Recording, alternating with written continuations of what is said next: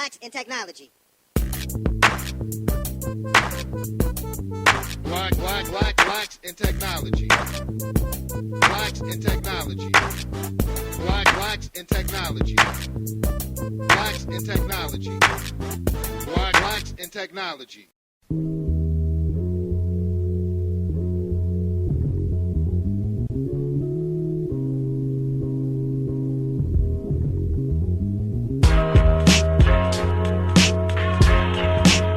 Welcome, everyone, to the Blacks in Technology Bit Tech Talk podcast. I'm your host, Greg Greenlee, the founder of the Blacks in Technology organization, an organization that's focused on increasing the representation and participation of Black people in tech. This is a show where we talk to Black women and men who are engineers, innovators, educators. Let me take that back. Where we talk to Black people who are engineers, innovators, educators, inventors, change makers, and entrepreneurs doing amazing things in the world of technology. This podcast is where they share their stories, experiences, ideas, knowledge, and perspective on tech with the Bit community. If this is your first time checking out this podcast, you can find us at the following URLs and handles. We're at www.blacksintechnology.net. We're also on Twitter at Black in Technology, and that's BLKINTECHNOLOGY. We're also on Facebook, LinkedIn, and Instagram under Blacks in Technology. Blacks in Technology is always focused on forming new partnerships and opportunities to assist our members with their continued professional growth and development. So if you want to partner with us, please send us an email to inquiries@blacksintechnology.net. All right, we got a pretty good one today. I'm really going to enjoy this because I met this person a couple of years ago in the Twin Cities when we had our first BitCon conference.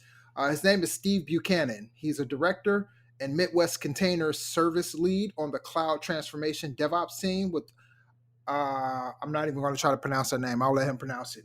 The Microsoft arm of Accenture, 8-time Microsoft MVP. We'll get into what that means. The author of 6 technical books. He has presented at tech events, including Midwest Management Summit, Microsoft Ignite, BitCon, Experts Live Europe, OSCON, and Users Group. He is active in the technical community, enjoys blogging about his adventures in the world of IT on his blog at buchatech.com. That's BUCHATECH.com. So I want to introduce Steve to the show. Steve, how's it going? Pretty good. Thanks for having me, Greg, and happy to be on the podcast. Oh, no problem. I'm really excited about this. Like I said, we met a couple of years ago, almost 3 years ago. Well, it was about 2 years ago when we were doing BitCon 2018, our first conference in the Twin Cities. And so it's a really good thing when we have that type of interaction. We meet online, we meet through BitCon, and then we get converse with each other. And then we bring that all together. We circle back around and we get you on a podcast. So I'm really excited to talk about your journey in tech. And there's some other things that we want to discuss as well. So jumping right into Q&A, I want you to tell us a little bit about your background, a little bit about yourself, kind of where you're from, your education, all that fun stuff. Okay. Yeah, thanks. And by the way, before we get into that, hats off to you and all the people behind Blacks in Technology for everything you do with the chapters to BitCon. I mean, BitCon's something that we've needed for a long time. And also shout out to you and thanks for bringing it to Minnesota. Definitely needed here. So good stuff. Thank you. Appreciate that. So I'm originally from Minnesota, still here. And I have a bachelor's degree in information technology. And a ton of certifications.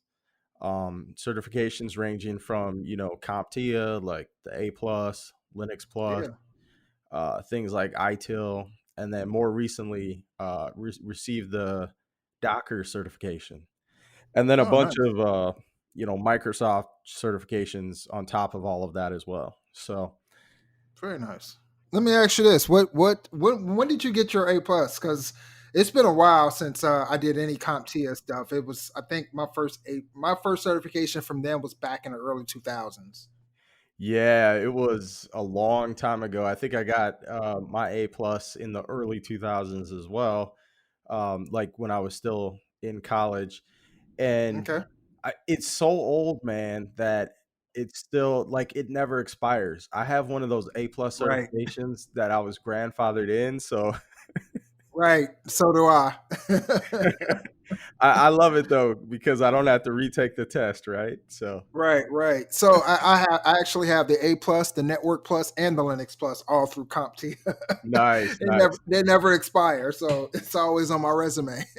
I wanted the Network Plus, and then I started doing more Cisco stuff, and I'm like, I You don't know know if what? I really want to go down the hardcore Right. networking path. So I stuck to system administration. So Ah, it's funny because I've mentored people in the past, um, mainly virtually, and then there's always people that will email Bit and ask about like career paths and things like that, and they'll yeah, mention the Network Plus, and I'll say, hey, if you're really interested in networking, if that's your jam, don't go out and purchase the Network Plus exam.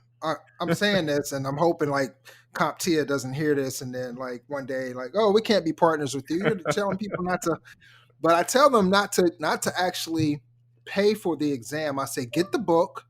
If you're new to networking, get the book and study it because there's valuable baseline information in Network Plus that you should know.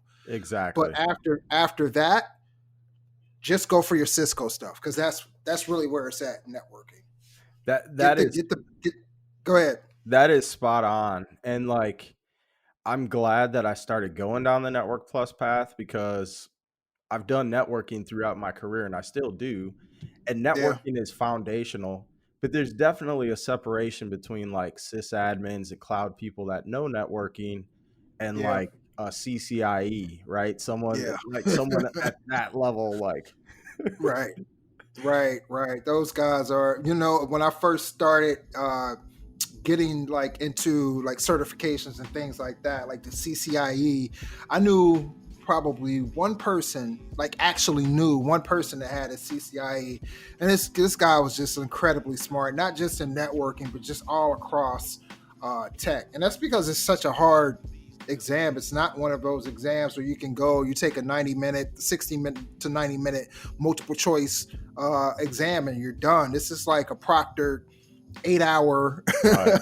exam, and it's tough to get, and the people who get it are like revered. They're like, oh, bow down to this networking god, right?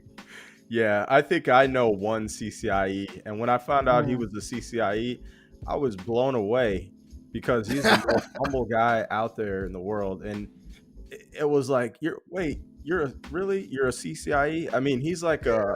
I think he's a VP of IT now, and he maintains the uh, CCIE, and I'm like, how do you yeah. do that with Yeah. all the other Every stuff you have to do? So Right. Every couple of years, man, they go and they study for the exam and they take the test again. And yeah, it's crazy. It's something that initially I wanted to.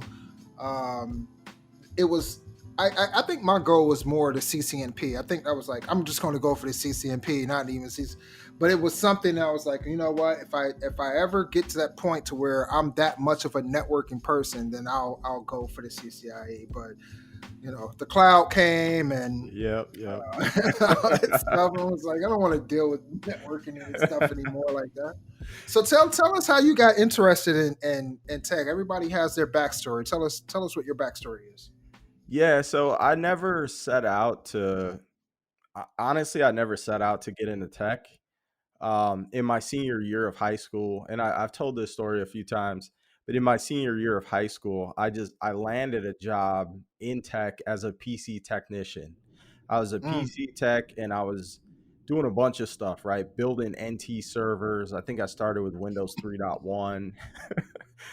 NT. Wow. Yeah, Thinking back. NT4, and I was like building, CAD computers for companies and just doing a whole bunch of different stuff. And then I started to get into networking. This is so funny. I started to get into networking And then I remember specifically I had to help a company set up this was like some 3Com equipment. And Mm, I know you know all about the yeah. 3Com stuff, but I had to set Yep. up some 3Com equipment and set up like a VPN and remote access and stuff like that so they could have Hmm. people work remote. And that was, that doing that work was so interesting to me, having to Right. figure that out and figure out how to get all that working. And I was new to technology, right? So a lot of the stuff was Right. new to me.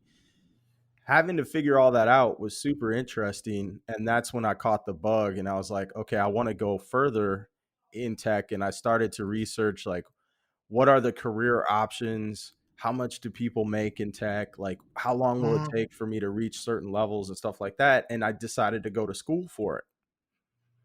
And that's when I Nice. started pursuing my degrees, right? So I went for a network support specialist degree first, and then so that was a 2-year degree, and then I kept on for the bachelor's in information technology. And at the time, it was either like if you wanted to be a developer, you had to go for a computer science degree. Right. I did not want to Hmm. code. I didn't want to be a developer. I wanted to Hmm. be on the system administration side of things and Right. like IT on the infrastructure side. So then I went the other direction for the other degree. Let me ask you this: do you ever regret not doing the coding first, and then because I find myself, I'll put it like this: I had a kind of a similar route to you, Okay. where I started out. I started out actually in computer retail, Oh, right, okay. for a company called Micro Center. I don't know if they have a Micro Center Oh out there. yeah, I love Micro Center. Oh yeah, yeah. So I started working there, and that's where I actually started buying books and things like that. And then from there, I got a job doing help desk support for a local ISP. Nice. Uh, and then just gradually went from that. I went to another help desk position. I stayed in help desk for probably about 3 or 4 years, and then after that, a network technician, and then systems admin, and systems engineer, and now DevOps engineer. So I was, I guess I'm just kind of wondering, like, what is what like at what age were you when you went that route? What was I was so I was like 18 when I started working as the okay? PC tech, and Right. just like you, like after I decided I wanted to do tech as a career, Hmm. I wanted to move beyond the PC tech stuff, right? And I Right. wanted Yep. to like when you're first starting out, for a lot of people, like their dream is like, oh, I want to be the systems administrator or the network admin, right? Right. That's like the goal. And so I ended up leaving that job and I held some help desk jobs. I landed a contract at Target Corp where I was doing some pretty Mm, interesting things on one of their teams on a project. right. Um, but yeah, I was in help desk too, and just kind of kept moving up every level as I'd Right. get a new job, and then finally landed as a systems administrator. And then after that, I got an opportunity to become a IT manager, and so Oh wow. I inherited like a really messed up e- environment. I mean, this thing was bad, man. Me and my team, we'd be like spending like weekends, and I'm talking about Oh, like you get the call and it's in the middle of the night or the evening and you're about to sit down and eat dinner and it's like everything is crashing. So you got to go yeah. fix it, right? Or I remember Yeah. one time, I think it was the 4th of July, I had to go and fix the network and fix like some servers were crashing. So Yep. it took a while, but um me and my team, we were able to clean up that environment even to the point where it was like, should we really be working here? Everything just runs. Right. That's kind of that's where you want it, and then you can really That's concentrate on other things. But I get it. I worked for a data center company, and there were some days like I would come home and I tell my wife like, so today I really didn't do a lot. Like everything was just humming along. I didn't do a ton, much of anything. Yeah. Um, yeah, so there are. I definitely and it was the same way. Like we had a limited staff, and there would be days where something goes wrong. I get an alert, and either I would I'd have to. I didn't live far from the data center itself. I probably lived like a 2 minute, 4 minute drive at the most. Oh, okay. Um, and so I would like just pop in there and see what's going on, and you know fix it if I could, and then Yeah. notify everybody else. And yeah, yeah. Y- Um, Yeah, so that's how you know when, like if things are quiet, you're doing a good job. right, You got things under control. And I think, even back then, we made the shift from always fixing things and putting out fires to Mm, what else can we do to team up with this department or that department right, and use technology as more of a business enabler. And in fact, that was in like the early days of cloud when AWS was first, just brand right, new, and there were other smaller cloud providers and stuff. And we started to create some products and expand some of our existing products through technology that enabled, it gave the sales team more stuff to go sell, which was right. that was a lot of fun. Like Yeah. that was interesting to kind of make that shift and Hmm. actually be start to help the business bring in some profit.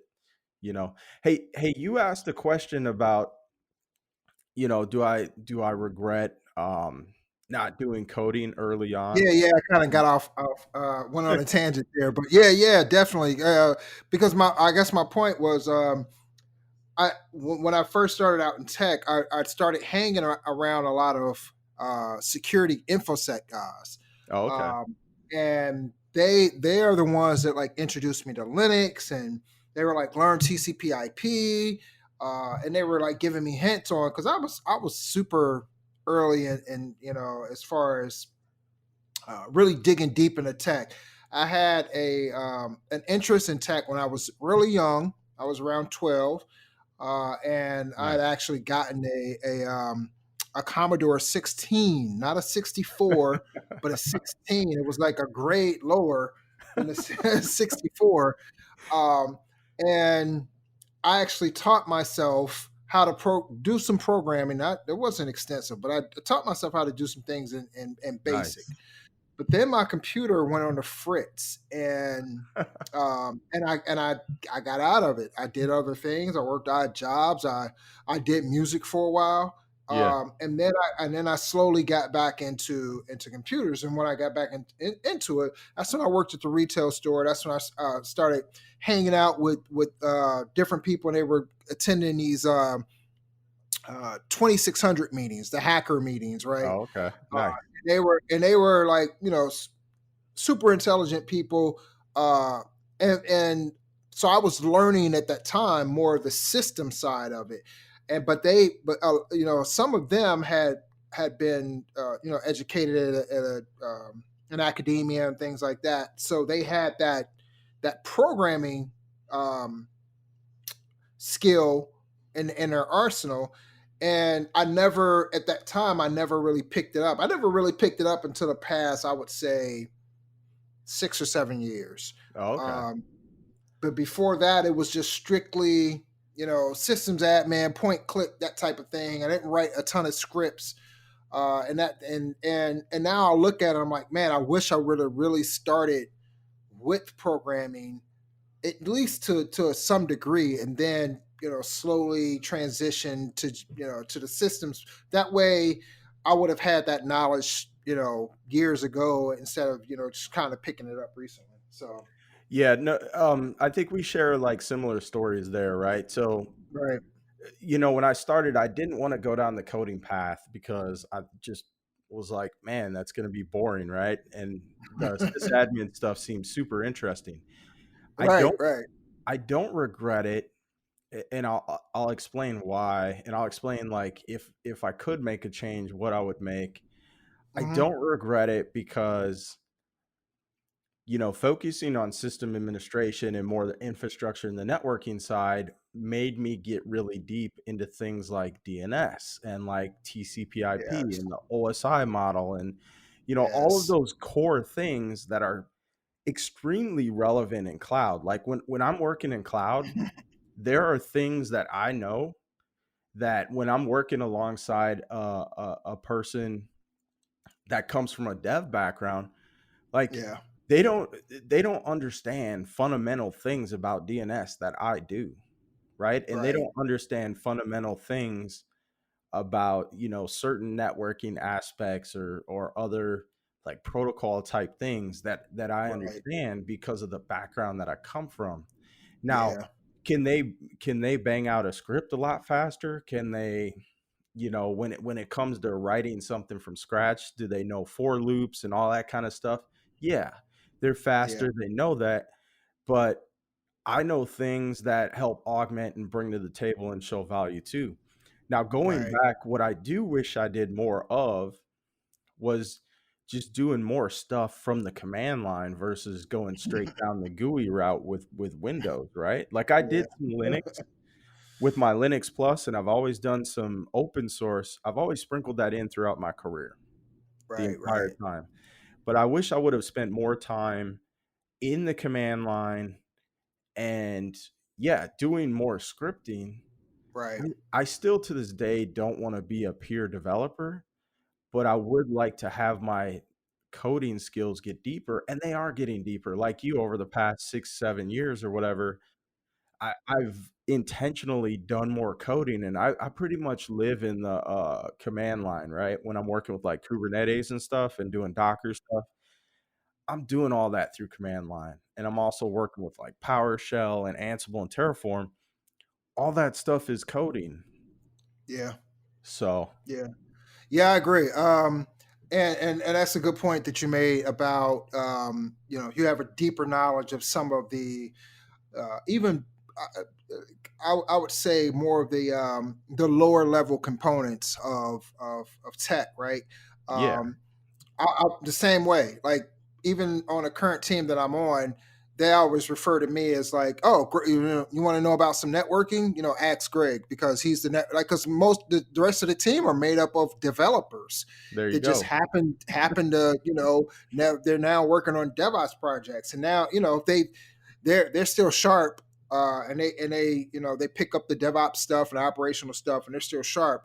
But there's certain things like they'll ask me, oh, this what is this subnet, or what is this whatever DNS or whatever. So yeah, I do like the fact that I started from that point, and then progressed into learning development. But there's always this, I don't know how there's always seems to be like this like developers, they have a different way of looking at things, and Definitely. it's something that over the years I've started to develop. I didn't initially have that, but I see it, and that's what makes me like, oh, I wish I would have started coding a lot earlier. That way I could have had that level of insight that developers possess, simply because they look at problems a lot differently, Yeah, right? that's spot on. And I've taken on that mindset too, and I understand Yeah. exactly what you're saying. So like if I have to do a task, right, or some sort of effort, I will Yeah. break it down into smaller pieces. Like if I have to Right. write some code to do some sort of automation, I'll Yeah. break it into sections and write those and bring it all together, that sort of thing. And just Right. kind of look at the overall picture and slice it up. One of the Right. things that I did to help me ramp up on DevOps is Microsoft had a course. I don't think they have these anymore, but it was like a DevOps. It was the DevOps course. It was kind of their equivalent of a master class. And this Okay. thing was intense, man. It took me like a month to get through, or maybe a Mm. month and a half. And it was like a 3 month program, and it's basically college courses. And it Oh takes you wow. through the nuts and bolts of DevOps, from like, even it gets into application lifecycle management stuff, right? And it gets into application performance monitoring and like all this stuff. So that brought me into like CI/CD pipelines and started to teach me developer mindset. And this program was like you go through the course or each module, which was basically a class, and then you had to do labs, and then you had to take a test, and you couldn't continue on until you passed that. And then at the end of all of it, you had to do a capstone project, and then after that, you got a certificate. Um, so and I paid for this myself, man. It was like $1,500 or something. Um, Ooh, but okay. but I was determined, right? I was determined, like, okay, I'm gonna go after this DevOps thing, and this is a way for me to do that, and a way for me to like really get educated and dive deep on this. And yeah, it was just amazing. I wish Microsoft still had those, but I think they discontinued those for something else. Huh, interesting. That's not nice. I mean, that's a good segue into the next question, because you're now a director and Midwest Container Services lead. We'll talk about what that is on the cloud transformation DevOps team. So, for those who are listening and they're like, what is cloud transformation? What is DevOps? Kind of explain from your point of view what you feel cloud transformation and DevOps is. Yeah, so I worked for Avanade, and Avanade is, you can basically consider Avanade the Microsoft arm of Accenture. Mm-hmm. So we're owned by Accenture and Microsoft. And Okay. Avanade has about, what are we at? I think 50,000 employees globally or something. Wow. And then Accenture is like, man, I don't know, like 500,000 employees globally or something. I mean, massive Wow. companies. But we're in the consulting space. So Mm-hmm. Accenture is one of the big consulting firms. Right. Um, so we're in consulting. So cloud transformation, what that means is we're doing transformational projects for clients around cloud. And since I'm with Avanade, we focus on Microsoft. So all my projects are primarily around Azure. Okay. So we do things like, SAP on Azure. So we're usually putting that in. We'll come into companies, we'll lay down the cloud foundations. So we're there early on, right? Putting in the Mm-hmm. architecture, and we're doing all this in code. We're doing it in ARM templates, or we're doing it in Terraform, and we're automating things, and we're setting up like management and security controls, for these cloud environments. Right. And the DevOps piece comes in because I get pulled into a lot of projects where, they need an operations person or they need an operations team to support the dev efforts, right? Or it might even be a pure DevOps project. Or in more recent times, I've been involved in a lot of Kubernetes and container projects, right? More specifically, like Azure Kubernetes Service, so AKS on Azure. Um, and if you know about like AKS, if you know about Kubernetes, there's a lot of, typically like developers use it, so they deploy stuff to it, but it's operational slash infrastructure people. We have to run it, and we're typically deploying it, and there's a lot of infrastructure that goes into that, right? Right. Oh And yeah. so I cross over between those teams, and at the director level. So I do a lot of things, and in consulting, like your role can change from project to project. So I'll go in and I'll lead teams of people, onshore, offshore. I'll work on with teams inside of the US. Sometimes there'll be global teams. I'll work in very large projects and head up a work stream. And then sometimes, depending on the size of the project, I might even be an individual contributor, right? So there's, like in consulting, there's a lot of variety and a lot of different things you do, and you learn a lot and you expand a lot. Um, and it's awesome because you're typically working cutting edge, right? Instead of working on like Yeah. I'm not working on NT4 servers, right? Or like, server 2016 or something like that. I'm Yeah. working in cloud on cutting edge stuff, and I love Yeah. that part of it. Yeah. I can definitely vouch for that with consulting companies because as you know, Steve, and for those out there that don't know, I've been working at a consulting company for the past year and a half, and it's like it's in Azure, and it's pretty much the cutting edge stuff of what the cloud is doing. It's a lot of stuff around IoT, so we're doing IoT hub stuff, IoT edge Nice. stuff, a lot of stuff around automation. We're using a lot of Azure services and like this Azure Service Bus. We're using Nice. uh, Nice.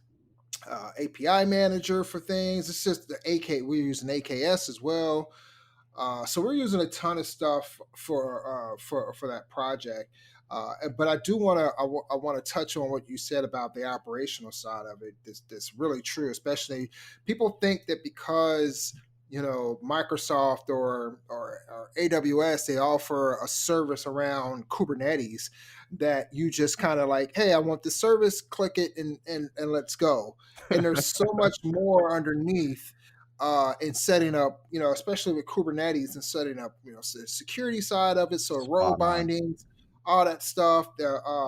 Just the networking portion of it. You have to set up all the subnets and all the namespaces, and there's a lot of operational stuff around around Kubernetes that you have to set up. So it's not, even though it's cloud, and cloud is a lot of you're consuming a lot of services, there's still some operational stuff behind the scenes that needs to be done in order for developers to just want to just come in and um, consume it and for their needs. We put together these services um, behind the scenes. We stitch all this stuff together and then present it to the developers to make the developers' lives that much easier, right? So But there's a lot that's there's a lot that goes into it. Go ahead. That's spot on. And like Kubernetes is a prime example. Going back to our earlier conversation, Kubernetes is a prime example of, us starting out as sysadmins and network people and having those skills and bringing those skills to the table, right? Like when you have to set up like an ingress controller, you have to understand networking, and you have to understand like how traffic flows and kind of Right, understand how all of that works. You might need to right. set up DNS in front of that. You may have a some sort of load balancer, or Yeah, like app gateway with you WAF know, in front of that, and like there's all this networking stuff that goes into a huge, like, massive DevOps technology, in this day and age. And so as a operational infrastructure person, there's a lot of value that we bring to the table in the world of cloud and the world of DevOps. But also on the flip side of that, I mean, I'm working in Kubernetes, like AKS, all the time, and 98% of my time is spent in the command line, like working with YAML files and like Helm charts, all this stuff, right? So it's like, the better I can be at coding, the faster I can be. Uh, yeah, so it's very interesting, and I think it's important for those out there that are trying to decide what direction to go in your career. Like, it's good to have a healthy mix of core infrastructure skills, and then also right. it's good to have a healthy mix of like coding skills as well. Yeah. I'm glad you said that because whenever I talk to anyone about a career path or anything like that, I start with, hey, what do you like to do, right?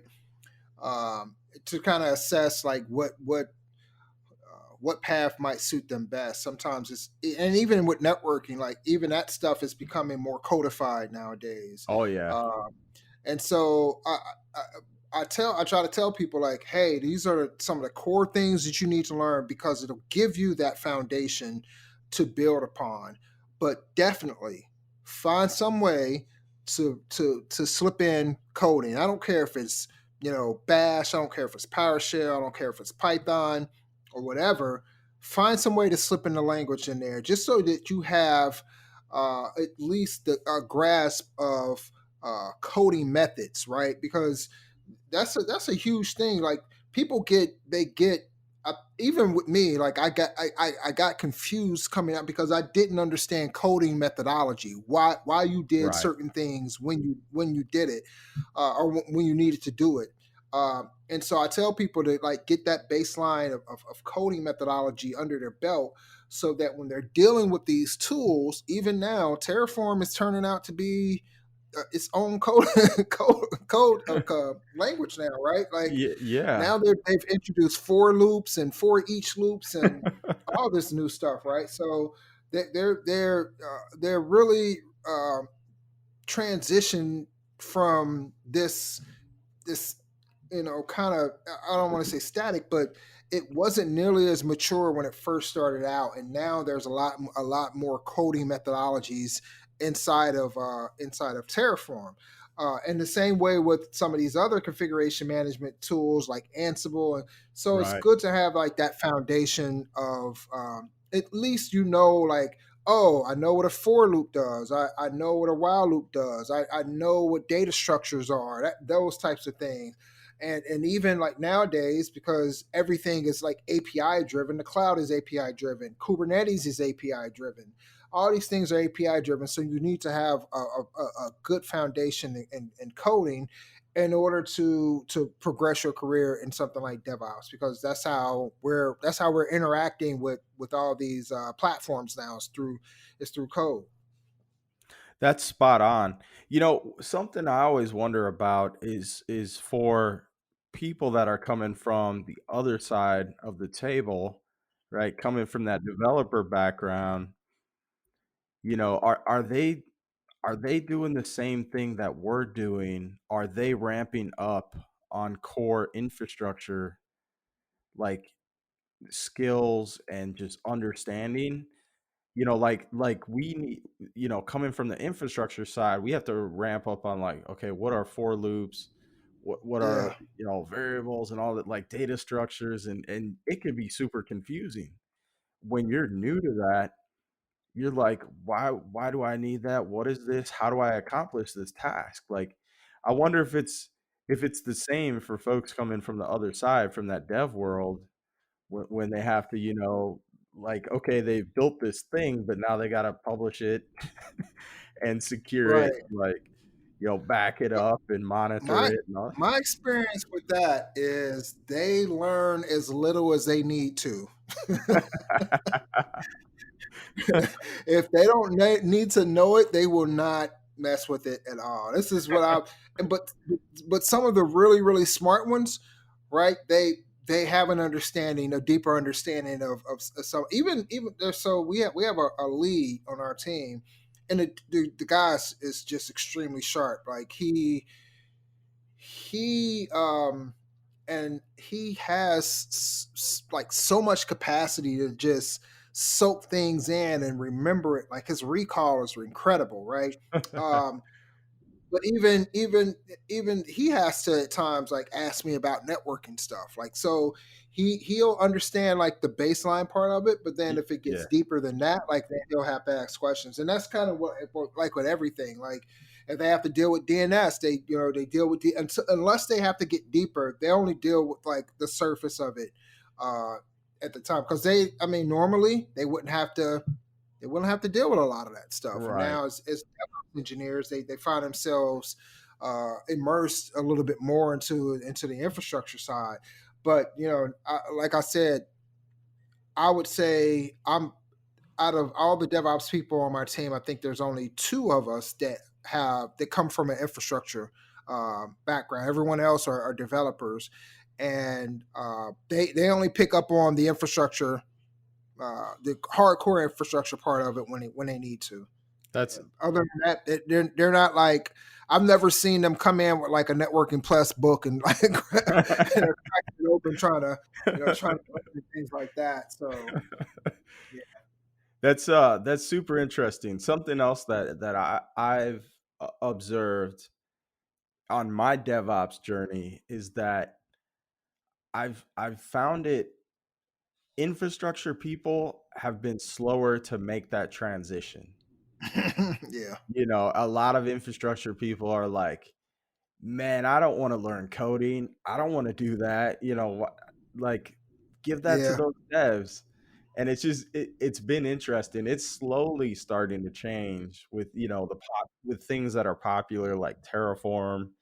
I see infrastructure people more interested in that. It started to shift a little bit with PowerShell and stuff like that, but it's still, it's been harder to get infrastructure people to make that jump. yeah. And I think some of that goes back to infrastructure people. They're doing infrastructure because they didn't want to do coding. Right, right.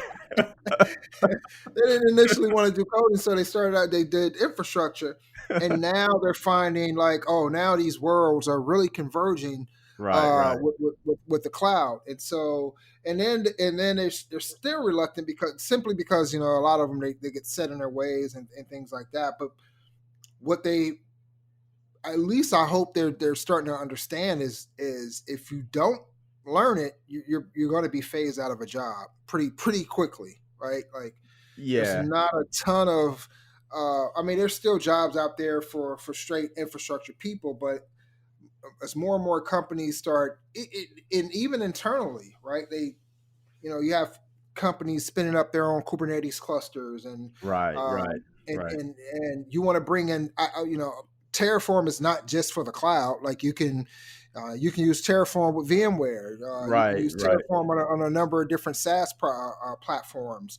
So now it's becoming a little bit more prevalent in almost every environment now, and people are now wanting that level of automation. And so now sys engineers, sysadmins are now saying like, oh, this is something that either we do or we die out. So I think, once more and more infrastructure people start to cross over, I think they'll get the bug. That happened to me. Even at this point, like, whenever I have to work with a virtual machine, I start to get a little sad. And I'm like, can't we just do this on a container or throw it on some PaaS service? Like, once right, once you start doing things like most of the time in the command line, and then when you see how fast things can come online, like a web server like Apache Tomcat in a container, and the flexibility you have, and even in PaaS services, it's like, man, I don't want to go back to the world of VMs. I know, I know. I have a friend, and they work in an environment that's still physical hardware and things like that, and Oh they'll man, tell me I'm about. sorry for your I'm friend. just like, I don't even know what that's like what is it? Right, right. Uh, the last time I actually logged into a server, like it's been like forever. Like we don't log into servers anymore. Like I don't even know how to. Exactly. Yeah, like hooking, connecting your laptop to a server. What does that mean? Yeah, I what haven't is touched. that I like? haven't touched physical hardware in years now. So Yeah, yeah, I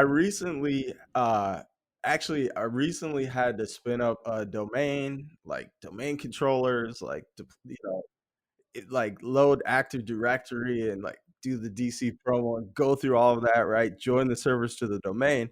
And when I'm doing all this, I'm like, wait, how do you do that? Like I had to go back and remember, and it was like, why is this taking so long? yeah. It's so fun. Like when it comes to something like that, like I forget stuff that if I haven't done it, like Oh yeah. I just flat out forget it. Like there's so many other things that I'm concentrating on. It's like if I haven't done it in some years, like you can pretty much bet that I'm about to go to Google and try to try to figure it out. Like I know I've done it before, but it's been so long. So Yeah, yeah, I'm in the same boat, man. And I haven't done anything like, man, DC promo. Like I did that Yeah, like years ago in the lab, and that was yeah, like exactly. the last time I've ever done anything like that.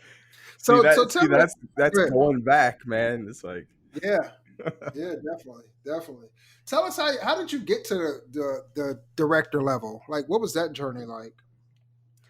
like a lot of years of just putting in my time, and also just like in the world of IT, and I mean, this, and this is not ideal, but usually when are looking for the promotion or move up in your career, you got to jump ship.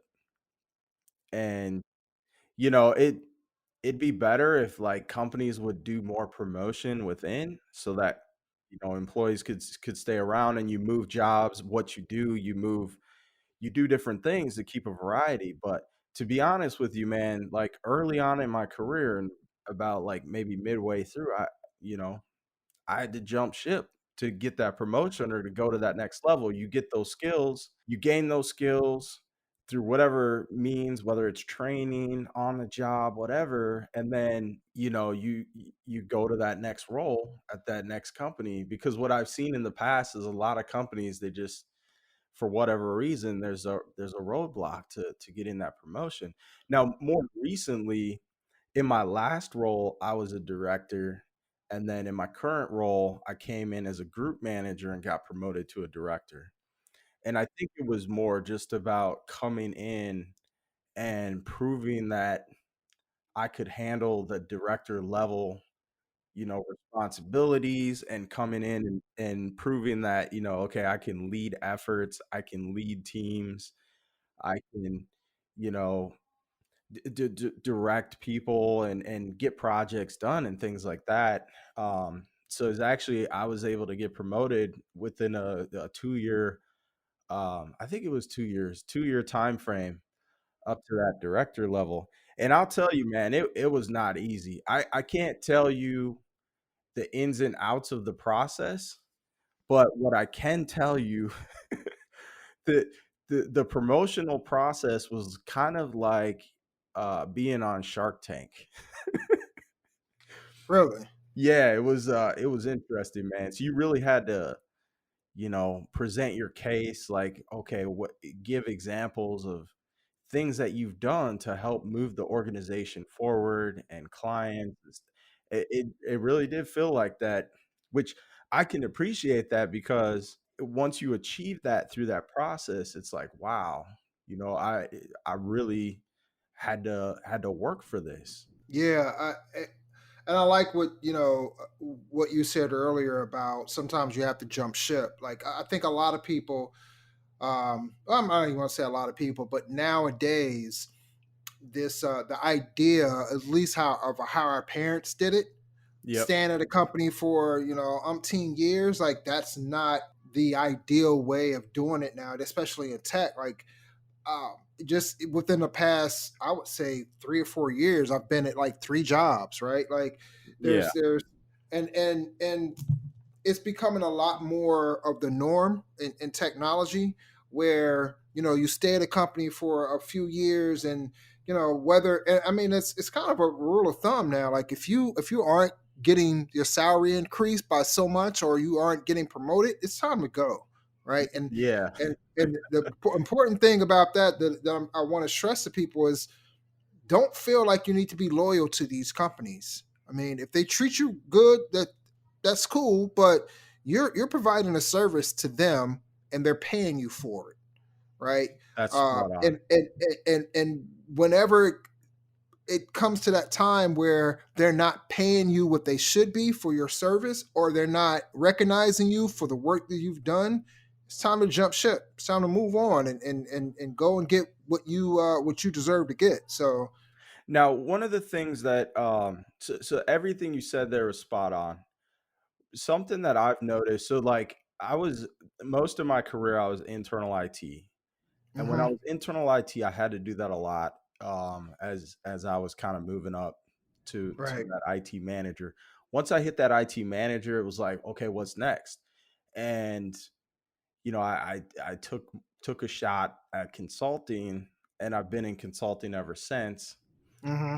Who knows if I'll stay in consulting or go back internal? Don't really know what the future holds, but Right. I have noticed that smaller consulting companies, the tenure is shorter, and at where I'm at now, which is a very large organization, the tenure on average team seems to be very long, right? So we have Mm. people that have Yeah. been around for like 20 years, 15 years, 10 years, 5 years, but Yeah. you'll see promotion among those people Yeah. on those different, in those different roles. So I think Yeah. there is still some of that, but it depends on the company. And yeah, I do want to. I want to piggyback on that because I work at a consulting company, as I mentioned earlier, and there are people there that have been there 9, 10 years, 15 years, and I think consulting is a different beast, and it is in a couple of ways. The technology that you work with from year to year is usually pretty different, right? Like even if you are working with some of the same platforms, you're not working the same problems all the time, right? So that's very enticing for someone who has a penchant for learning and being curious. It's that this project I'm working on something that involves IoT and IoT, and the next one might be something totally different. It might be all Kubernetes stuff, right? So that mix right there is what keeps people enticed. The other part of it is that Definitely. it's almost working even when you work with the consulting, it's almost like you're working for a different company like every project, right? Because you are. Yeah, You you really are. and so people, they go into these environments, and now the leadership is different, right? The project scope is different, the environment is different. Your coworkers might even be different, so there's enough change within that to I guess kind of satisfy a person, wanting to leave for, maybe they would just want to change up jobs, change up scenery. So there's enough change in consulting that kind of satisfies that. And the last thing I'll say about that is consulting is what it is. It makes money by consulting. And so if you are good at what you do, they want to keep you. And they will keep you by giving you more money because then, and promoting you, because then now you're that much more valuable to the company, right? Because now they can spec you out for so much per hour, right? And so they consulting companies, they tend to recognize and value their employees a lot more than other companies, simply because of that. You go into it, you do a good job, and now for instance, the project that I'm on, when I came into this consulting, this is my first consulting role. The second day I was there, I was on a project, and it just happened to be one of the biggest projects in the company, right? Nice. It was working. It was working with Microsoft. It was working with a huge retail um, organization. It was working with Dell, and so this was like all eyes were on this project.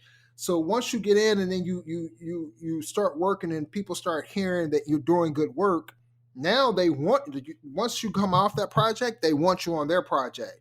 Or now that you have that type of notoriety and that name for yourself, they want you for this new project because you were doing some cutting edge stuff, so you know some stuff now. So they value you, it seems to me, a lot more than a regular company would. Yeah, you bring up some really good points. Like in consulting, um, the people of that consulting firm are the product, right? So there's definitely some pros that come along with that. Like consulting companies will have budgets for training, and they really mean it. They need you to be trained on the newer technologies because you're being Yes. sold in the marketplace. They value certifications. So usually having budget for certifications is not a big deal. And then Right. every time you start a new project, it's like starting a new job. And so that Yes. can keep it interesting and keep the variety there so that things don't get stale. The other thing with consulting is that, yeah, like you're saying, you do good on a project and more people want you, and the companies do want to retain you, and you start to build your own brand, right? Yeah. Even Yep. within that consulting world. So there's definitely pros to consulting. There are some cons too. But Yeah. there, There's definitely. and you know what I'm talking about. Yeah. But there are a Yeah. lot of pros, so Yeah. Yeah. I've been fortunate to have to be working with a team that everybody on the team is super sharp, and they're super helpful, and no one has egos and things oh, like that's that. big.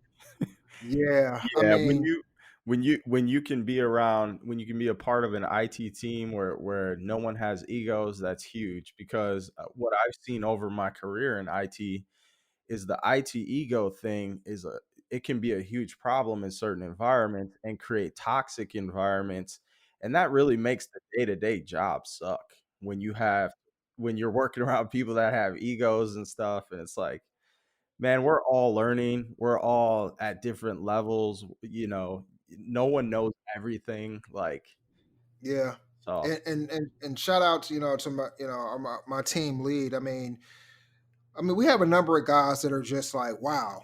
And they never flex like that, right? They never feel like they're above anyone else.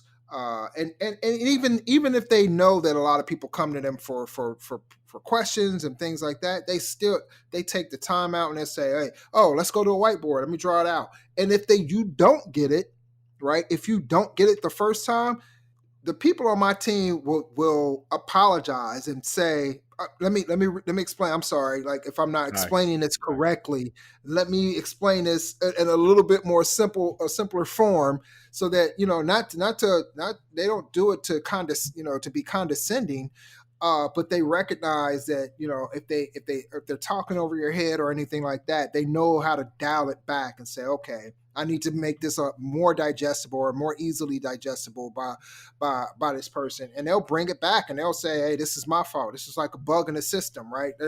There's a gentleman, oh man, I can't even remember his name, but he invented Logstash. Jordan Sissel Okay. invented Logstash, which is part of the Elk stack of. If anyone is wondering what I'm talking about, that's Elasticsearch, Yes. Logstash, and Kibana. But his thing was, if you don't understand it, then it's a bug in the system. It's we're not explaining it well enough, right? That's Ah, how he feels, and that's how people on our team. That's how they behave. If you don't understand it, if I'm explaining it and you still don't get it, then I'm not doing a good job. It's not you, it's me. And they'll try to, and they'll, like I said, they'll try to find a way at least for you to grasp it a lot easier. So that's awesome, man. It's always great to have a good team, and throughout my career, I've had the privilege of working with some extremely smart people. And majority of the people I've worked with have been awesome people, and especially the folks that I work with now. It's, yeah, a good team, and also having good leadership makes a world of difference. yeah, it makes you, okay with coming into work, right? It does, yeah, yeah.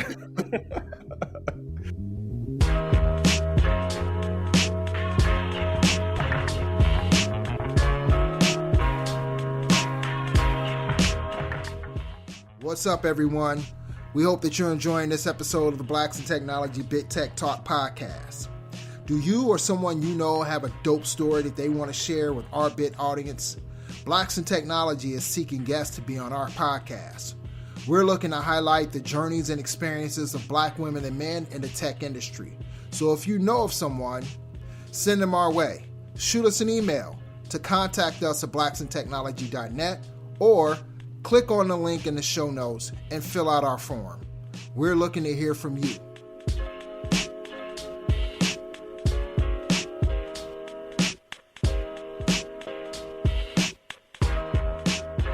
Let's get back to you. Let's talk a little bit about, you're an 8-time Microsoft MVP. What is a Microsoft MVP? And then tell us how you went about achieving that 8 times. Yeah, so the MVP program with Microsoft, it's an award, it's not a certification. So like you can't take a test to get it. It's an annual award, which means you're not guaranteed to have it every single year. You have to be renewed by a committee. Don't really know who the committee is. You don't know. It's a committee Right, inside of Microsoft, and they decide if you're in or you're not. right. Um, Within the MVP program, once you're awarded, you get some benefits like you get to go out to the Microsoft campus in Redmond, Washington. Mm, Typically once a year, they have an MVP summit, and you get to go there and meet with the product groups. Those are the folks that are writing the software or developing the services on Azure. You get to right. sit in a room with them and like give your honest, open feedback. And then also they're soliciting you for feedback around new features and stuff that's coming. It's very locked down. Like there's, we got to sign NDAs and stuff, so we can't talk about Right. anything. Okay. Um, but they're serious about it, man. I mean, I've been at MVP summits where like we get a notification where an MVP is, they got to leave because Oh, they wow. they leaked information or something. But you got to remember you're being given special access, right, to company information and in a competitive marketplace. So you got to treat that as such, right? It is critical. um, but you meet with these teams and in fact you build relationships and friendships with these folks. It's actually amazing. And then you meet with other MVPs from around the world and you build friendships with them too. I have friends Nice. from all over the world. For example, Sam, who came to the first BitCon, right? He's from the UK, Sam Okay. Ernstine. And I met him through the community and through the MVP program and stuff like that. And he's an MVP as Nice. well. But and then we get some other benefits too. Like we used to get licensing to Microsoft software. Now we get like $1,000 a month credit on Azure, which is amazing, right? Because Wow. Right. when I need to deploy like AKS clusters and test all this stuff, right, or deploy other stuff, I actually have some budget to work with. Um, Nice. but so you get some really cool benefits like that. And to get into the program, basically you got to be an expert in basically one of the Microsoft, areas around their products or services. For example, I'm an Azure MVP, but they Okay. also have like Office 365 MVPs. They have Xbox Gotcha. MVPs. Wow. So Wow. yeah, I'm thinking about converting over to that so I can get some free swag. But um, you How many gaming hours did you have to put in for Yeah, I'd like to know because I actually want to know how do you become an Xbox MVP. that? But Right. and you know what? When you go out to the campus, you never see those folks. Like I swear they go off to a secret building that's probably got windows blacked out and all that. Like Right. Right. top, super top secret, right? Um, but See somebody getting out of a car with a some type of covering over blindfold, their head, yeah. getting led in. But so you become like an expert in a certain area, and then you become a community champion, right? So you're doing things like blogging or speaking, writing books, just doing Right. whatever you can to help out the community around that technology. And if other MVPs or Microsoft recognizes your contributions to the community, you might make it into the program. But I want to be clear that like it's I definitely encourage people to go for becoming an MVP, Hmm. but just don't let that like make or break you whether you get in or not.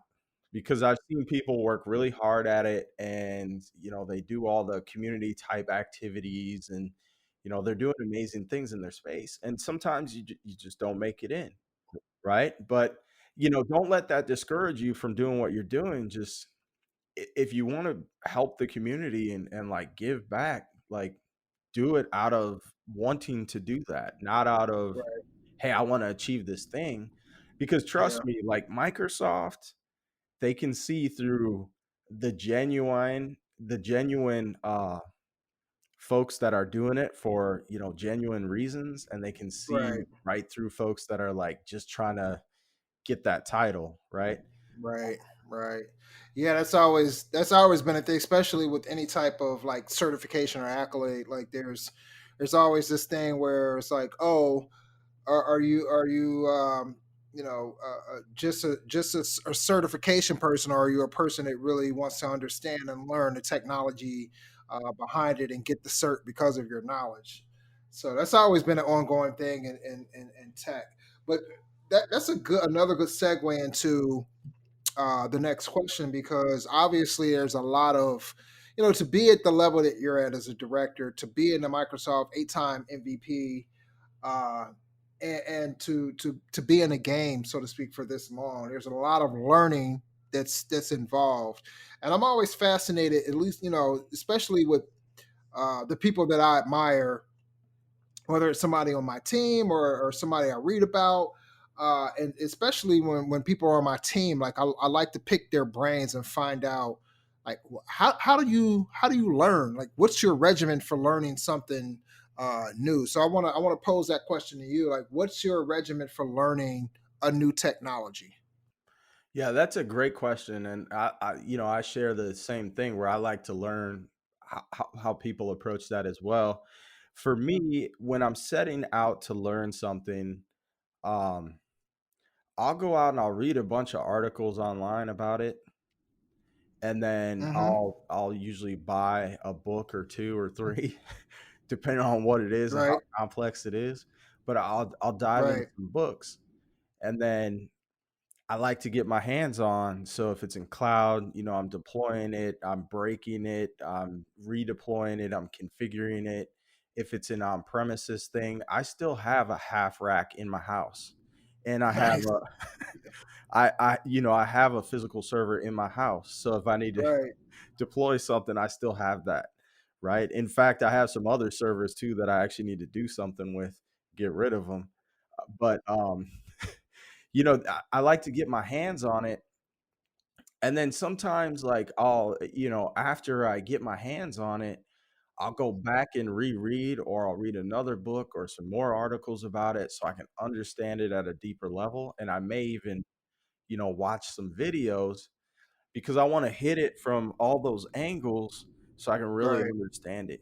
It's one thing when you read about something, and it's a different thing when you go and you do it. And then I always find, like, after I do something, after I configure it, if I go back and I read about it again, then I'm learning, like, why. I'm learning about the why, something component works that way, or you want to do it this way or that way. So I try to, like, combine those things to get that full 360. And this is a person, I don't know if you've ever seen this person in Slack, but I want to shout out to Henry McKelvey, because I remember when I first started Bit, he was one of the original members of Bit at the time, and he said something very interesting. He was like, "Man, I wish they would bring back, like, the real apprenticeship programs, and I wish they would do Yeah. certifications uh, in a different way, because apprenticeship programs, like, they would bring you in, you would work under like the tutelage of someone, and then after you worked on that, then they would send you to go and take a certification. It wasn't, because nowadays you can go and just study for it and then go and take the cert and pass the cert, and that's it. But he said it solidifies it a lot more. We're able to work on the technology, and then circle back and read about it, and then it starts to crystallize a lot more, right? Because now you see where some of the ins and outs of what you were doing, how that all makes comes together, right? And then it starts to make a lot more sense. And I think that's based on what you were just telling me, that's kind of what your methodology. You read, but then you go do, and then you go back and you read, and then it starts to crystallize for you. Like, oh, okay, that's how this works, or that's why this works. And I think that's a very important thing that people should take away from it, because don't be one of those people that just goes out there and read, and then think that you're the IT god or whatever. Like it takes this hands-on knowledge, because that hands-on stuff is what brings that wisdom, right? Um, Yeah, you can definitely. read And to get the knowledge, but the experience and the wisdom comes from actually doing it. yeah, definitely. And that's spot on. And that's why I was a big fan. I'm still a big fan of the Microsoft professional program. They retired that, but that was the program I was telling you about where I did the DevOps through. And it was structured that way. It was almost like, okay, you had to do the learning, the reading, the videos, and then you had to do a test, and then you had to do a lab at the end of each module to make sure you actually learned it.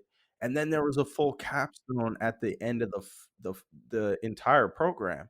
And I believe like certifications should actually convert over into that, because by the end of that, like I knew, like there was no way I didn't know, new stuff, like and actually knew what I was doing. Um, versus, you go take a multiple choice test, and it's kind of like, well, are you good at taking tests? If you are, you could probably pass this, right? Yep, yep. Yeah, I agree. I agree. So let's get into a little bit about you being an author, you being a blogger, you being a speaker. Um, and those are some things that there's people out there who are maybe just getting started in tech, or been in it for a few years, and this is something that they aspire to do. I definitely know, like when I started out, like I would never have dreamed that I would speak at any of the conferences that I was attending. Like I was just like, these people are just they're just out of this stratosphere, right? And they're so Right. smart. Uh, and then lately I've been speaking at least one or two conferences a year, the past few years. So, um, and so I want to hear from you. Like, how did you? I want a few questions here. Like, how did you begin speaking? Like, what got you into speaking? And then, like, what's your process for developing a good presentation? Like, how do you prepare for that? Okay. So the first time, so I started speaking really when I got into consulting. And so I got into consulting, and shortly after that I was awarded the Microsoft MVP in cloud and data center. It was really around system center. As soon as that happened, like I started getting pulled into, like some pre-sales. I started getting pulled into like, speaking at company events and stuff. And I was like, man, I'm not a speaker. I don't want to do this. But um, at the same time, like you don't grow if you're not challenged, right? If you're sitting in a comfortable spot. So I gave it a shot. I started doing that. And then fast forward, my first time speaking at an actual conference was at MMS. And my friend Sam Ernskine, he's like, hey man, I got a session. Me and another guy, you should be a co-speaker with us. You don't have to worry about it. Like get up there and just try it out. Like we got you. And you'll do great. You got like a good speaking voice and stuff like that. So I did it, and it went well. And I actually ended up with a few sessions that year. And then it just kind of grew from there, right? The next thing was like Microsoft Ignite. And again, I was nervous there. And then next thing you know, it's just like all these conferences. And like you, I usually speak, a couple of times a year, sometimes more, sometimes less. Um, and I still get nervous. You always have a level of being nervous, and I'm sure you know what I'm talking about. Oh yeah, and for and sure. I think if you don't get a little bit nervous, it's like, well, when you get nervous, it's like because you care, you want to make sure that you're doing a good job and you're delivering, something excellent. At least that's how it is for me. And so I still get nervous sometimes, even though I've presented a lot at this point. Um, and as far as like developing a good like session, I try to tell a story. I try to lay out an outline. I also I don't memorize my content. Like I know my content, but I don't memorize it line for line. I just know I use it as an outline and I know what I'm going to say, but I want to get up there and be conversational, right? Um and I want it to be more organic and not like I'm a robot just like reciting reciting some content, right? So I try Yeah. to make sure I'm doing that. So when I'm putting together like a presentation, it's usually like an outline of what I want to say. And then I try to mix in demos, more more than one, and just try to make sure like, okay, if I'm talking about a technology, then I'm showing it off. And I've done some presentations too that are non-technical. Like I did one actually at the first BitCon on how to become a tech influencer. And with that, I really pulled from my story and then just pulled from like stories from people that I know and kind of their journey. And I really tried Right. to come up with a formula that anyone sitting in that audience could use so they could go out and become a tech influencer. And then in that session too, it was amazing because I met Shauna Hughes at the Yep. first BitCon, found out she's a Salesforce MVP, and shout out to her. She agreed to join my session and tell her story as well. Um, Nice. so it was more of like, kind of a conversation and both of us telling our stories and our journeys. And and I think when you take speaking from that standpoint, it just comes more natural. Yeah, I have to say, I agree with you 100%. And it's I did that like when I first started speaking. I had this thing where I was supposed to speak about blacks and technology and the reason why we exist, blah blah blah. And man, this was like my real first speaking thing, Okay. and I scripted out everything. The problem with scripting is if you forget one line, it will mess up everything after, Yeah, it throws you right? off. It throws you completely off.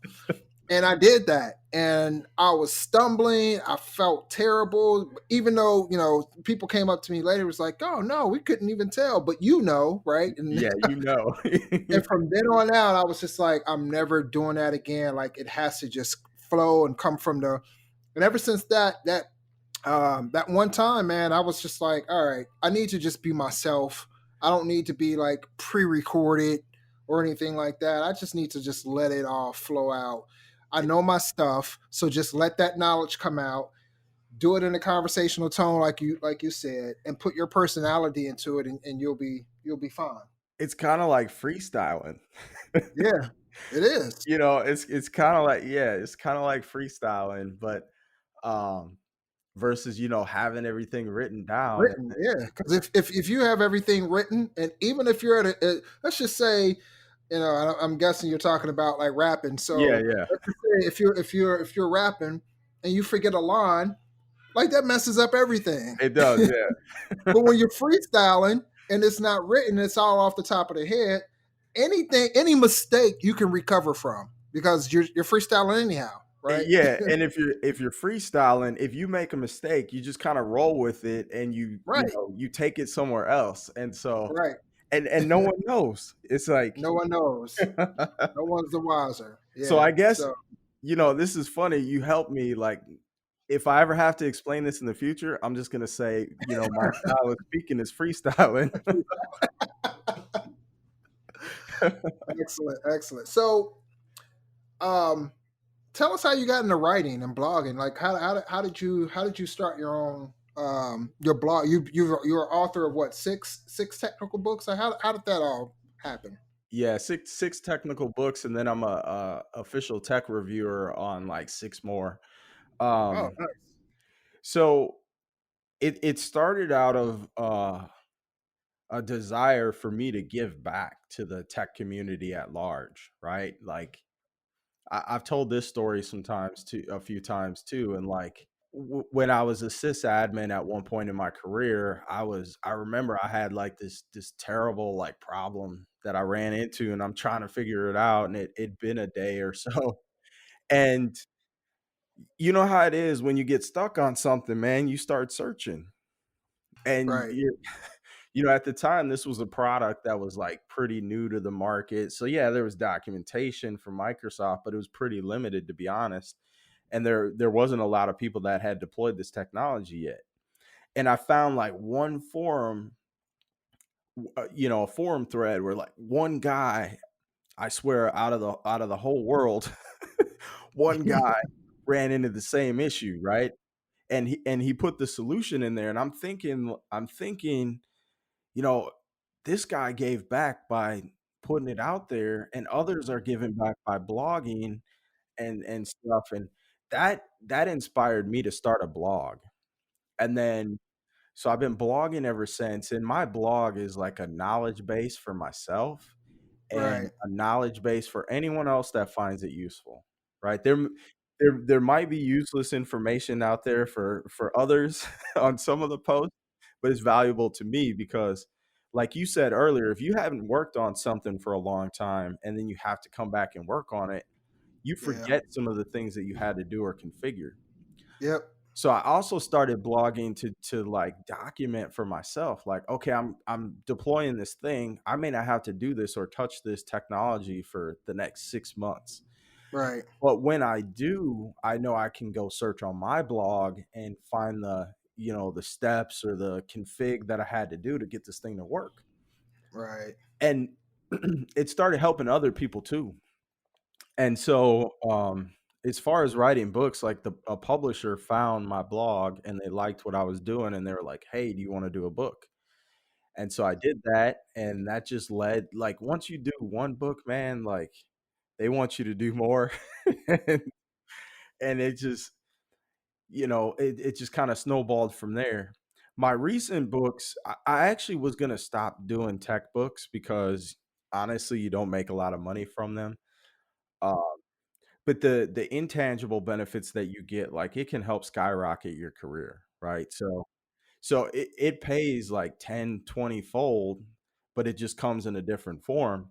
But I was gonna stop doing books, and then this huge shift to cloud, and I seen a couple of gaps in books around like Azure Stack, and then Azure Kubernetes Service. So those are the two latest books, and just saw an opportunity to really share and give back to the community on what I know and what my co-authors knew around those technologies, right? Nice. So, Yeah.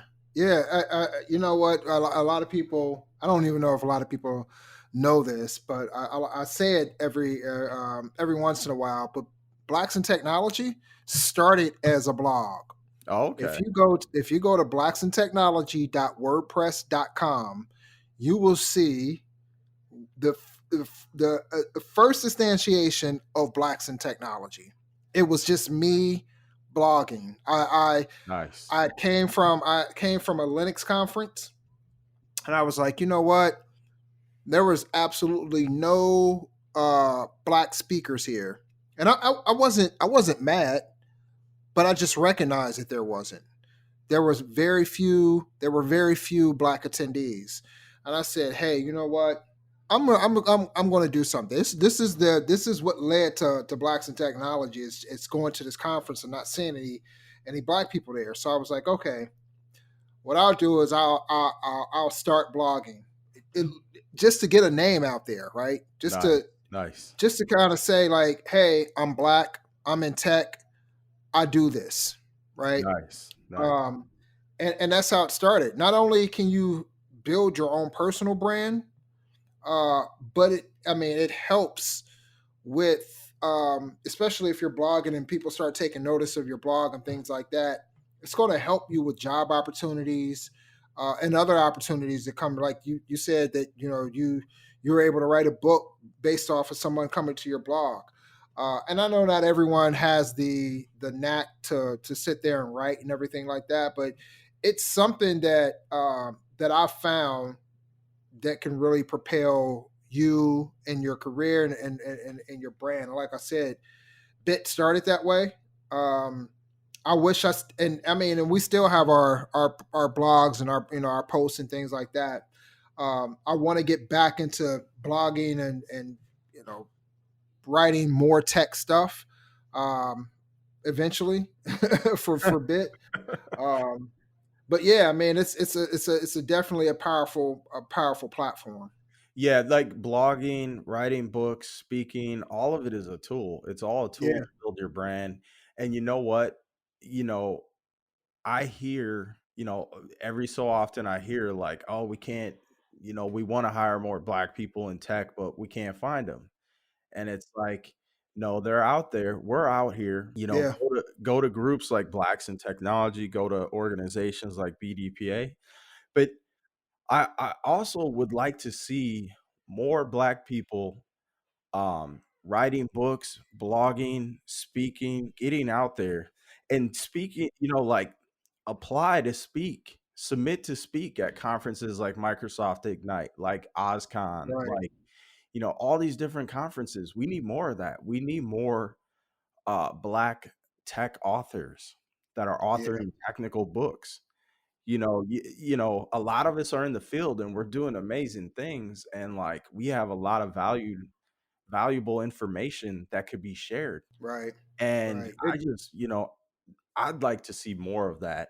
And there's room for it. There's definitely space. And Oh yeah, if you're thinking about doing that and you're just hesitating, like everyone is nervous. Like I was nervous when I first started my blog, and I was like, man, people are gonna, deep technical experts are gonna eat my blog up, right? They're gonna tell me I'm trash and like I don't know what I'm talking about. And I kind of felt the same thing with speaking. And the book, I'm like, man, people are going to tear this book apart. What if it's not deep enough? What if it's too deep? What if it's you know everyone has those questions, but you know what, everyone has value to add. We're all at different levels. Just get started. We need more black authors of tech books. We need more black speakers to be at these different conferences. I also help run a user group, an Azure user group. hmm, We need speakers.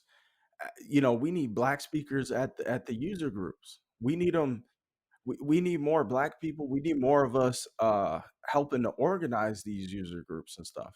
And doing that stuff will help deepen your skills too. Like when you have to speak about something or write a book about it, you're diving in deep because you want to make sure you know what you're talking about, right? So yeah. I agree. I was hoping that we could have done it at BitCon 2019, but we weren't able to. And I'm hoping that the next BitCon we can do something like that. But I would love to have something like an author's, because I know people who have written books. They're either, some of them are more technical, some of them are more biographical. Some of them are more about career progression and branding. But we're out there, we're writing them, but it's not a ton of people, but there are people out there, and I would love to highlight them in some way I'd love to see to that too. Like yeah, to that have would be just like a a boot, like a whole strip of tables where black authors are. You can go, you can buy a book and get it signed and just talk. Like that's, to me, that's, those types of things are very powerful, right? It's right. not enough to be black in tech, and it's even more powerful when you put yourself out there and other people can see you, and they can admire you, and they can see what they want to be, right? And I think that's the key, that level of visibility. So being able to have a bunch of black authors who have written books and be able to present that to the conference, so people, I mean, I think that's that could be very powerful. Yeah, that I'd love to see that, and especially to see that at something like BitCon and be able to meet other authors and just know, you know, who other Right, black authors are. Like that would right. be huge. Before let's take a few minutes, and I know that we wanted to have an open segment where we wanted to talk about a couple of things. And so we were thinking about talking about how jobs in tech could lift people out of poverty, or how to make tech roles and tech appeal to Black youth. If you look at tech and you look at, what it's done for India, and there's so many people, like a lot of people in India, man, they live and breathe tech. Yeah, It's like they're just born and they're like super techs, right? But let's be honest, like it provides a ton of jobs. I think in the US, we still have a lot of economic issues, and we have parts of the US where there's a lot of poverty, in the Black community. There's a lot of poverty in different areas and stuff too. And I think that tech can be a tool, through jobs, through education and tech. It's a great career, and right. it can literally change someone's life. You Oh know, yeah, now now having the jobs available and stuff like that, and recruiting is one thing. You gotta educate. So I'd love to see, and there's a lot of programs and people that are already doing stuff in like inner cities, with underrepresented youth and stuff like that. right, But they're teaching them about tech, and that's great because that can spark that young person's interest and be a right. game changer for them. But we need to make sure those things are turning into jobs, right? And not just jobs. Like a job is okay. You can go work at this retail store, right? And there's nothing wrong with that. But there's definitely a difference between a job and a career, and being in Oh yeah, tech can be a career. And both you and I know from personal experiences that you can do very well financially in tech. And right. so I think if we just continue to educate the youth, but not just the youth, adults even, right? Yeah, People that want to make career changes and stuff like that, you know, going into tech can be huge. And look, there's always reports coming out about, oh, there's a shortage of talent in tech. There's a shortage of coders. You know, if those reports are true, let's expand tech from a job standpoint, from an entrepreneurial standpoint, and just expand it in our communities where we can help each other, get on that career path. I mean, right. you want to take care of your family, be able to provide, get in tech. And then I'm not going to throw any numbers out, man, but you can make doctor, lawyer money. You can make, you can do pretty well in the tech industry. Um, Right. And I'll take the others. I will throw out numbers out here because, and here's why. Like whenever I go, and I've talked to students before, but when I do, I tell them approximately how much I make. Right. I tell them that it's in the six figures. Right. They need to know that. And if I say, look, you can make, and I'm not saying you're going to start off making something like this, but and you I think can make. that's key. I think that's key, right? Like people need to know, yeah, you can make six figures, but don't expect like your first month after you break into tech. Right? No, that's not. That's usually not how it works, unless you're on some other stuff, and just you're just Right. that smart. So But be patient and be persistent. right, but you can get to the point to where you can make 110, 125, 150, and depending on where you live, even more than that Yeah, per year. Right. So definitely. I like to tell people how much they can make. Um, because that level of money, like you can start really, if you do it the right way, you can really start to generate something that you can at least pass down to, because with that type of money, let's say you live off of a fraction of it, right, and then you use the other part of it to go buy property, or Right. invest in something. Right now you have your money working for you, and that's stuff that you can start passing down to your kids, or whoever, right? The other part of this that I think that we need to tackle is the brand of Black people in tech. And I think that it's starting to change. But when I first started out, it wasn't like that, right? Now you have, and what I mean by that is you have all these brands throughout life that you run into, especially in the Black community, right? You have the Black athlete, Yep. right? Yep. Um, and you might have in our case, like, the Black tech person, right?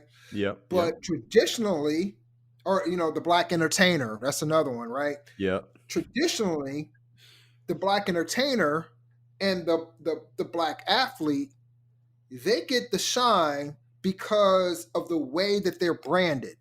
They've always been branded and stuck straight into our face, right? Right. Right. For a number of reasons, though, right? It's easy.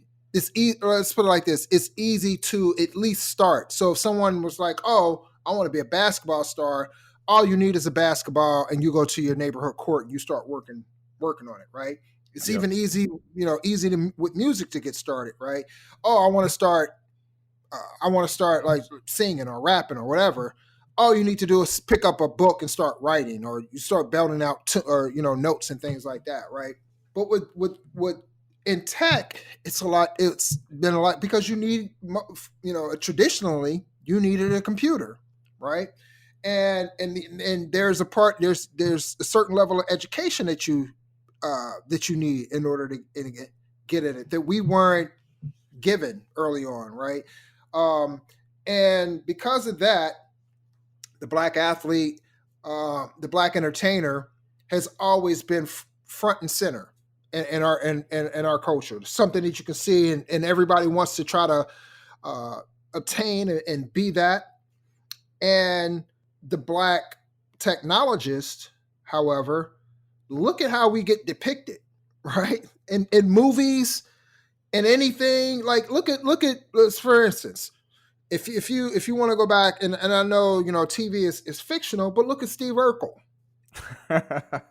No one wanted to be like Urkel, Right. Right. right?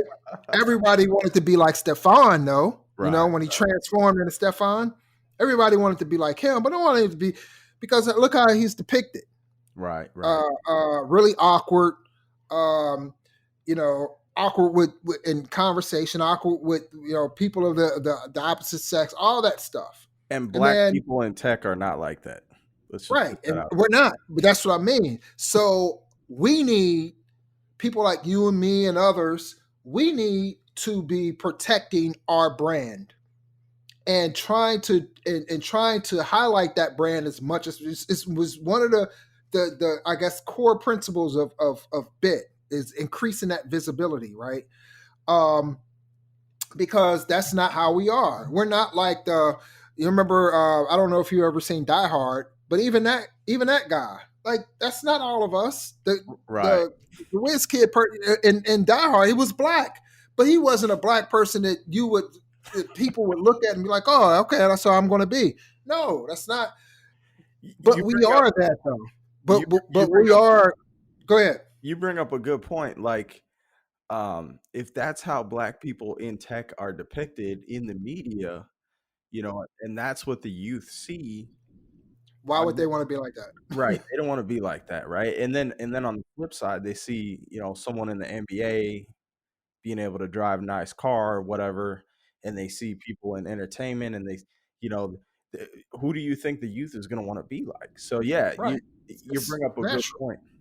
Yeah, I so there's something to the brand that needs to, and which is one of the reasons why I wanted to start doing podcasts, why I wanted to start writing articles and things like that, because there's things that people, whenever I go in and talk to young people, I tell them that I used to do hip hop. Like I did hip hop for years. I Yeah. love hip hop. I love sports. I love playing basketball. I tell them this. I'll say, I like to dress. I tell them this because you make what, let's nerd or geek. You make that. It's not the word that makes you. You have to take that and mold it into what you want it to be. And if Right. that's a fly dressing, person who loves hip hop, and then that's who you are, and bring that to the table.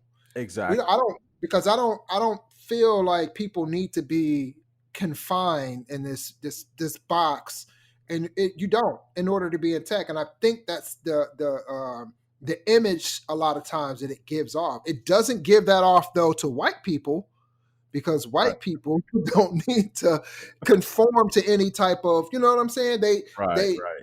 some of them they may look like the stereotypical quote unquote geek or nerd, but a lot of them don't, right? And so I think that that's the type of branding that we need to have. We need to show folks that, hey, I'm from where you're from. I listen to the same music that you listen to. I may Right. watch the same things that you listen to. I may enjoy a lot of the same things that you do. And I happen to be in tech. And you can too. You don't have to put those things aside in order to be in tech and do those things. Bring those things along with you, because that's what's going to really enrich the technology industry, right? Because you have certain insights and knowledge and background and experience that all these other white people out here they don't Don't have. have, So and you bring that to the table. Go ahead. so you're spot on, and I really like the points you're making about branding, and I think it's important for any of us that are in tech to really think about that as we're putting ourselves out there. And like, basically we need to make sure that anyone coming into tech knows that like it's okay to bring your whole self, right? We're not just like nerds. We are who we are, whether whatever you're into, and we're just like any other black person out there. And like I have always played ball. I still play ball, not as much anymore, 'cause, age, but you know, I've always been into playing ball, and in fact, I used to run a hip hop website, right? Nice. Where we I think where you we were told me doing that. a lot of stuff, and I was into like hip hop shows and stuff like that. I wasn't um the entertainer, but I was putting them on and stuff like that. And that was tied with the brand. And so, there are things that we like and that we're into, and a lot of us share the same things, the Yep. same interests, and we also share an interest in tech, and we're also in the tech field professionally. But yeah, there's a lot of us, we're into hip hop, we're into these different things that everyone else in the black community, and I shouldn't say everyone else, but different Right. things, shared interests. Yeah. There was a friend of mine I actually met through Bit. His name is Wavel. And he's been with Bit for quite a long time. And one of the things that he said that always stuck with me was, I go to these conferences and I can go toe to toe with anybody when it comes to anything technical. What I can't do is I can't always just go and start talking about Wu Tang.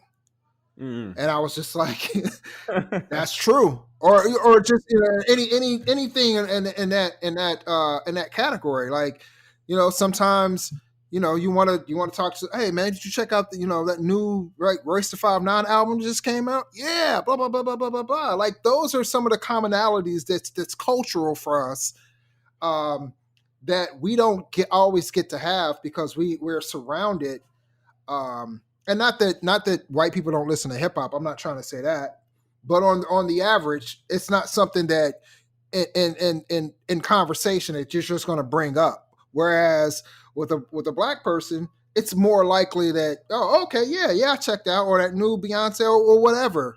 you know that Um, you that's know, that's spot on, and that was one of the things that I really loved about BitCon is I was able to oh man, yeah, to go to BitCon and be around people that look like me, that are in tech, that I can also have a conversation with about, you know, the new Drake album, or, you know, right, whatever else. And like, typically we go to work and you probably don't have a lot of things in common with your coworkers, although you might have something in common. You have that. And so it's kind of like, well, you have tech in common, you might have one or two other things, but you feel, out of place, or you just don't relate a lot of times on a personal level.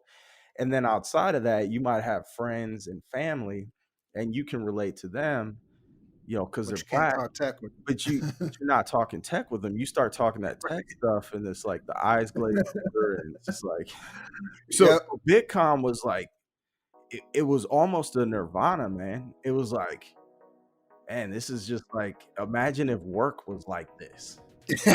Right. And not saying like, oh, we should have all blacks at companies. No, it should be diverse, with a bunch of different people. But to be honest, usually when you're black, you're like maybe the only one on the team. Yeah. And you know what's so what this year or 2019's BitCon where we had it at what was that place the first night? um I can't remember the name of the place. Man, now I'm drawing a blank. But where we had the DJ, and we had Taquan MCing the whole thing, and they were throwing on old school hip hop, and everybody was just up and dancing. And I think Anthony D. Mays was there, and it was all these, and we were just out there having a good time. And and I remember I went up to Anthony, and I was just like, "It's hard to believe this is a tech conference, right?" And he just burst out laughing, like, "Man, like I almost like he couldn't believe like this, that this was because that's what we do. We'll get down. We had our after hours events where we had a blast and had a lot of fun. But at the same time, we can switch that up and start talking about tech, and even switch it up again and start talking about social issues that are Yep. more prevalent in the Black community. Which I had a few conversations about that, and that's the commonality right there that brings us all together and makes something like BitCon and other. I know there's other tech conferences for Black people. That's what makes these conferences so incredible.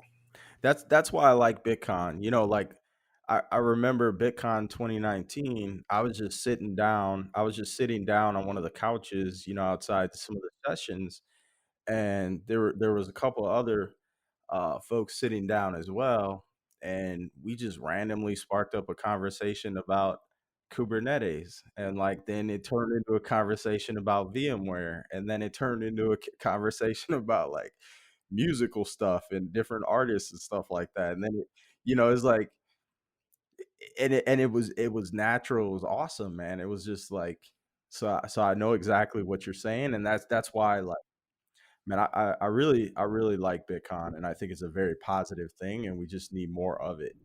Yeah, yeah.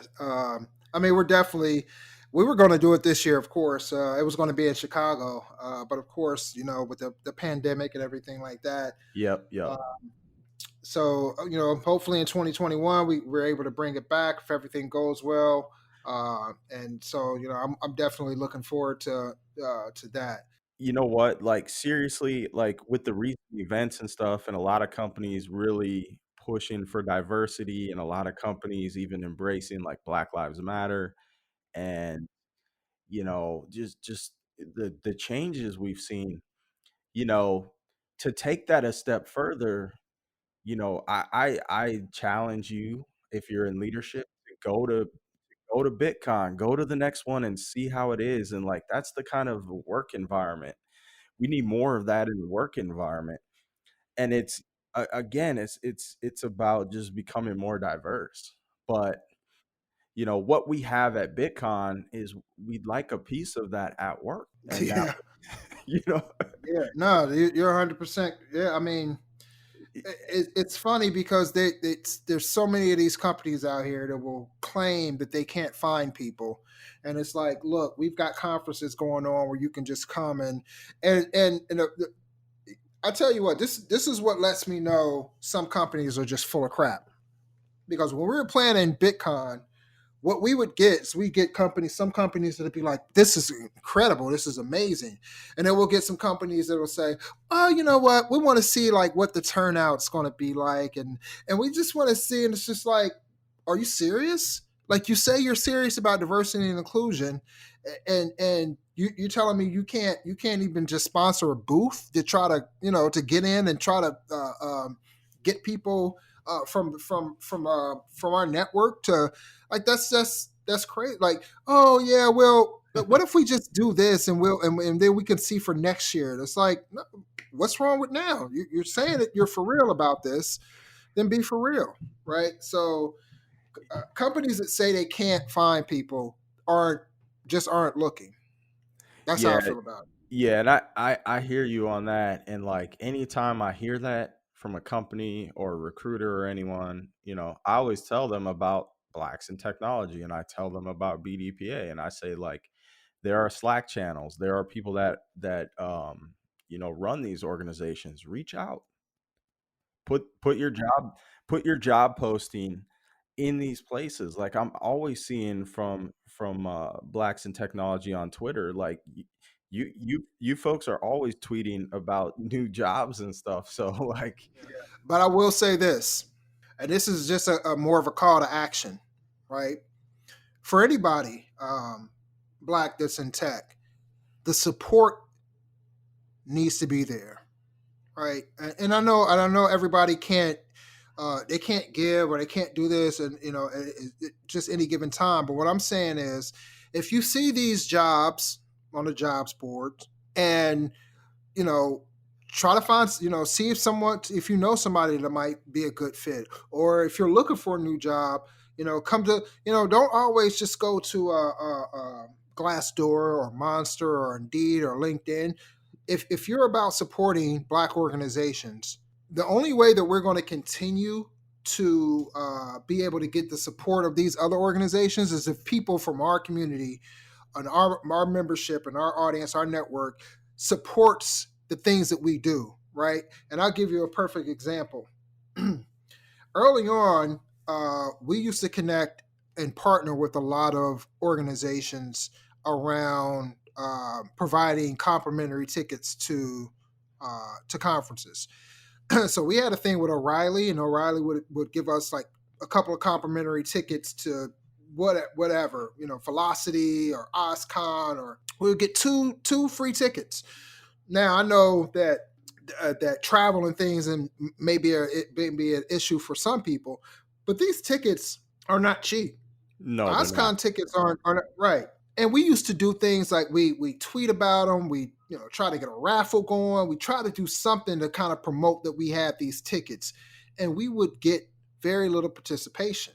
Mm. And I say that to say that they watch, because they give you codes, so they know when you've used those codes.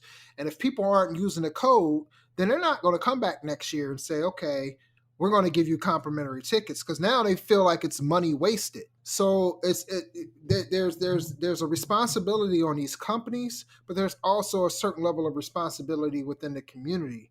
That if you see organizations like that, I'm not talking about monetary donations. I'm just simply talking about come to the website, click on some links, listen to some podcasts.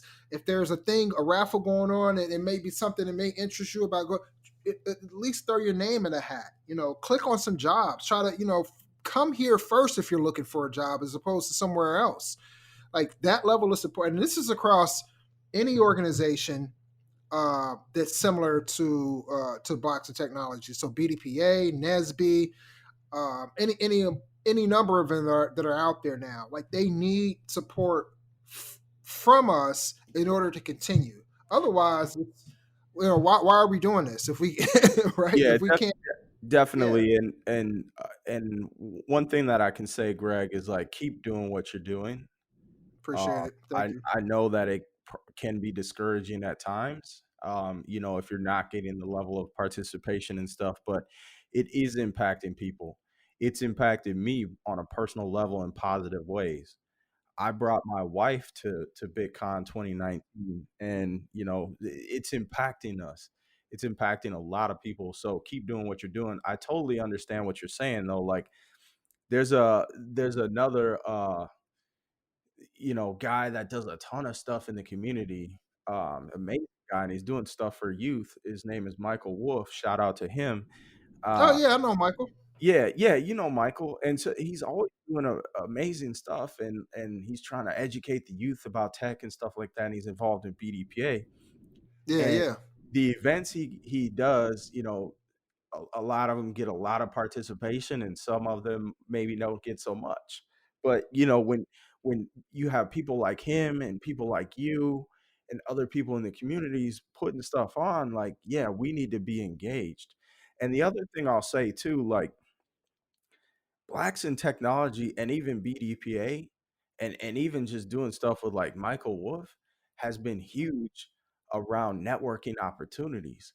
Me me speaking at OzCon actually came about because I was connected. I got connected with Tamika Reed Oh, nice. through the Blacks in Technology Slack, right? So I got connected with her, and I saw her post about something about speaking at OzCon, and I hit her up. We're chatting about it. She's like, "Yeah, submit if you want to. I'll put in a good word for you on the back end and things like that." And I think she was a huge reason, maybe even the reason why I was selected as a speaker there, right? And so just networking with different people and also getting to know her and the amazing things that she's doing in the tech space with women in Linux. She's presented at HashiCorp in Europe. Like, there's a lot of people, black people in tech, that are doing amazing things. And if anything, come to the Blacks in Tech meetings, come to the Slack channel and network, get to know other people. Yeah, yeah. Tamika's super dope. I met her for the first time at PuppetConf, like back in like 2014, 2015. Oh, okay. Yeah, that's when I met her, and she's super smart, man. Like Oh yeah. intimidating smart. Yeah, yeah, basically. She's one of those people. Yeah, so I mean, you're right, man. Like that's what this whole thing brings. It's all about community and helping each other progress and the support and and I wasn't trying to like admonish people. I just want to see more of that type of thing. Like if organizations like BIT is going to survive. It's only going to survive if we have that level of support um, going forward. Definitely, definitely. So Steve, before we jump out of here, I want you to go ahead and tell people like how they can reach out to you, like give out your Twitter handles, all that stuff. Yeah, so you can check out my blog. That's the best place to get information on what I'm doing. It's buchatech.com. That's buchatech.com. All my information is out there if you want to collaborate on something or you want to reach out and you're interested in doing a book, you want to know how to get started, you want to speak at a conference, if you're just looking for some guidance on something in an area where I've already done some stuff, feel free to reach out. You can also reach me on Twitter at the same handle, so at Buchatech. And then you'll see me in places like Pluralsight. I'm doing courses out there now, just doing a ton of stuff all the time to continue to elevate myself and elevate the community as a whole. So thanks, Greg, for having me on. This has been amazing. And as always, it's always great to talk with you, man. Yeah, same here, man. I definitely appreciate you coming on the podcast and sharing your journey, sharing your opinion and your expertise with the audience. We're definitely. I'm going to be reaching out because you blog, so I want to see if maybe you can write some articles for BIT as well. So I'll be reaching out, connecting with you on that. And until hopefully we can see you at the next BitCon and keep doing what you do, man, and spreading this throughout the community. Yeah, definitely. And you will see me at the next BitCon for sure. So, all right, Greg, Excellent. thanks a lot. All right, thanks for having me on. All right, take care. You too. That's it for this episode of the Blacks in Technology Bit Tech Talk podcast. I definitely want to thank our guest, Steve Buchanan. And What else? So if you want to, check us out at blacksandtechnology.net. Blacks and Technology on all the social media. And until next time, take care. Blacks in Technology. Blacks in technology. Blacks in technology. Blacks in technology. Blacks in technology. Blacks in technology.